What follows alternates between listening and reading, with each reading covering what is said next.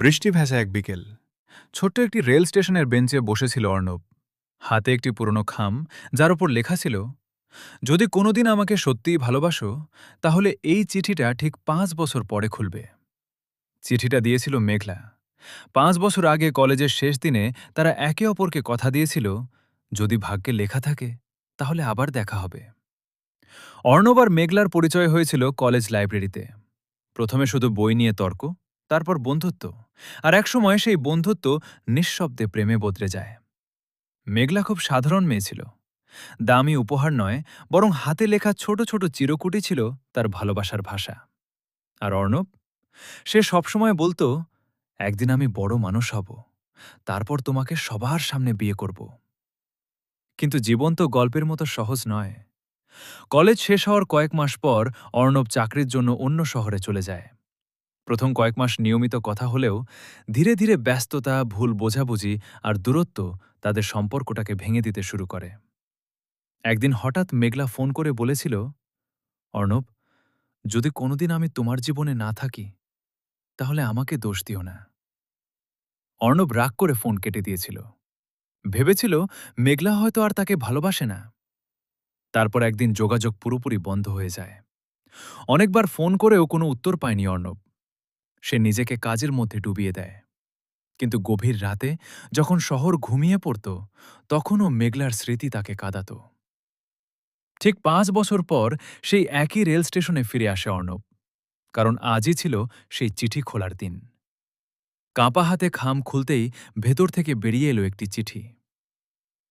প্রিয় অর্ণব, যদি তুমি এই চিঠিটা পড়ো, তাহলে বুঝব তুমি কথা রেখেছ। হয়তো তুমি ভাবছ আমি তোমাকে ছেড়ে চলে গিয়েছিলাম। সত্যিটা হলো, আমি কখনোই যেতে চাইনি। আমার শরীরে তখন ক্যান্সার ধরা পড়েছিল। ডাক্তার বলেছিলেন বেঁচে থাকার সম্ভাবনা খুব কম। আমি চাইনি আমার অসুখ তোমার স্বপ্নগুলোকে থামিয়ে দিক। তুমি সবসময় বড় হতে চেয়েছিলে। আমি চেয়েছিলাম তুমি সফল হও, আমাকে নিয়ে চিন্তায় ডুবে না থাকো। তাই ইচ্ছে করেই তোমার জীবন থেকে সরে গিয়েছিলাম। যদি আজও আমাকে মনে থাকে, তাহলে একটা কাজ করবে। আমাদের প্রথম দেখা হয়েছিল যে কৃষ্ণচূড়া গাছটার নিচে। সেখানে একটা লাল গোলাপ রেখে আসবে। আমি হয়তো থাকব না, কিন্তু বিশ্বাস করো, ভালোবাসা কখনো মরে না। ভালো থেকো, তোমার মেঘলা। চিঠি পড়তে পড়তে অর্ণবের চোখ ভিজে গেল। পরদিন সকালে সে কলেজে গেল। কৃষ্ণচূড়া গাছটা আজও দাঁড়িয়ে আছে। সে একটি লাল গোলাপ রেখে চুপচাপ দাঁড়িয়ে রইল। ঠিক তখনই একজন বৃদ্ধ দারোয়ান এগিয়ে এসে বললেন, তুমি কি অর্ণব? অর্ণব অবাক অবাক হয়ে বলল, জি, কিন্তু আপনি আমার নাম জানলেন কিভাবে? বৃদ্ধ পকেট থেকে একটি ছোট ডায়েরি বের করলেন। মেঘলা এটা আমার কাছে রেখে গিয়েছিল। বলেছিল, যদি কোনোদিন অর্ণব ফিরে আসে, তাহলে এটা যেন তাকে দিয়ে দিই।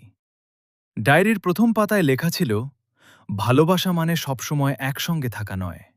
কখনো কখনো প্রিয় মানুষটার হাসির জন্য নিজের কষ্ট লুকিয়ে ফেলাও ভালোবাসা। শেষ পাতায় ছিল অর্ণবের একটি ছবি। ছবির নিচে লেখা, আমি জানি তুমি একদিন ফিরবেই। অর্ণব আকাশের দিকে তাকিয়ে হালকা হেসে বলল, দেখো মেঘলা, আমি ফিরে এসেছি, শুধু তুমি নেই। সেদিন কৃষ্ণচূড়া গাছের নিচে হালকা বাতাস বইছিল। মনে হচ্ছিল কোথাও থেকে মেঘলা মৃদু হেসে বলছে, আমি তো আছি তোমার প্রতিটি স্মৃতিতে। এই পৃথিবীতে কিছু ভালোবাসার গল্পের শেষ হয় না। মানুষ হারিয়ে যায়, কিন্তু সত্যিকারের ভালোবাসা থেকে যায়। একটি চিঠিতে, একটি গোলাপে, আর কারো হৃদয়ের গভীরে চিরকাল। এরকম সুন্দর সুন্দর গল্প শোনার জন্য আমাদের সাবস্ক্রাইব করে রাখবেন। টাকা হচ্ছে পরের ভিডিওতে। সবাই ভালো থেকো।